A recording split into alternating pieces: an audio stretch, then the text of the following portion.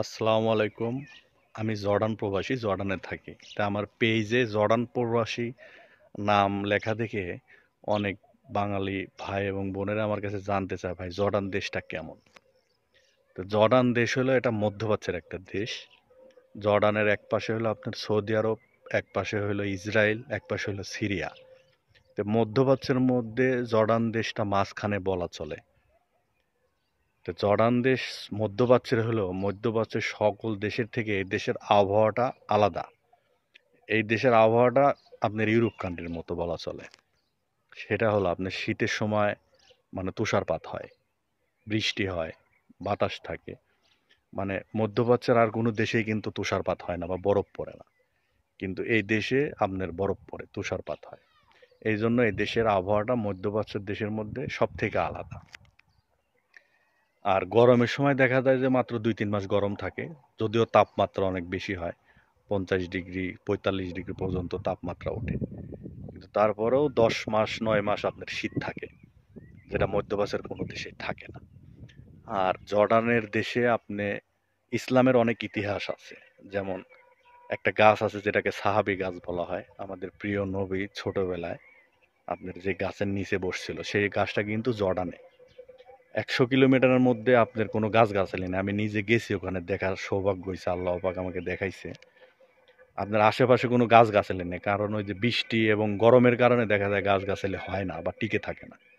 কিন্তু আপনার ওই গাছটা আল্লাহ পাক এখনো জীবিত রাখছে, টিকায় রাখছে, সবে আল্লাহ পাকের রহমত। এবং ওখানে একটা ছোট খাল আছে, যে খালের পানি দিয়ে আমাদের নবী অজু করছিল। ওই খালের পানিটা অনেক ঠান্ডা। আবার আরেকটা ইয়ে আছে, সেটা হলো আপনার যেটা মৃত সাগর বলা হয়, যে সাগরে আপনার মানুষ বা কোনো কিছু ডোবে না, সেটাও এই জর্ডানে। পৃথিবীর মধ্যে সব থেকে নিচু জায়গা সেটা হলো আপনার জর্ডানের ওই ডেড সি, মৃত সাগর। ওই জায়গাটা হলো পৃথিবীর মধ্যে সব থেকে নিচু জায়গা। আর জর্ডান দেশটা আপনার সমতল না। হাদিসে আছে যে জর্ডান দেশ নাকি আল্লাহ পাক পাপের কারণে উল্টায় দিছিল, যার কারণে এই দেশটা হলো আপনার উঁচা নিচা, পাহাড় পর্বতে ঘেরা, শুধু পাহাড় আর পাহাড়। আর পাহাড়গুলা হলো সব আপনার পাথরের তৈরি, পাথরের সব, যার কারণে আপনার সহজে এগুলা দেখা যায় যে ভেঙে পড়ে না আর কি। জর্ডানে আপনার পানি পাওয়া যায় না, এরা সিরিয়ার থেকে পানি পাইপের মাধ্যমে আপনার সাপ্লাই করে এই চাষাবাদগুলা করে। আপনার নিচে পাইপ গড়ার মতো কোনো নেই, কারণ সব নিচে শুধু পাথর। পানিগুলা তারা সিরিয়ার থেকে নিয়ে আসে। জর্ডানের জনসংখ্যাটা খুবই কম, জনসংখ্যা খুবই কম। আমি যতটুকু শুনছি, যদিও আমি শিওর না, ১ কোটিও না জনসংখ্যা।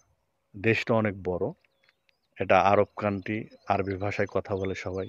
এ দেশের মানুষের মন মানসিকতা অনেক ভালো, আমার কাছে খুব ভালো লাগে।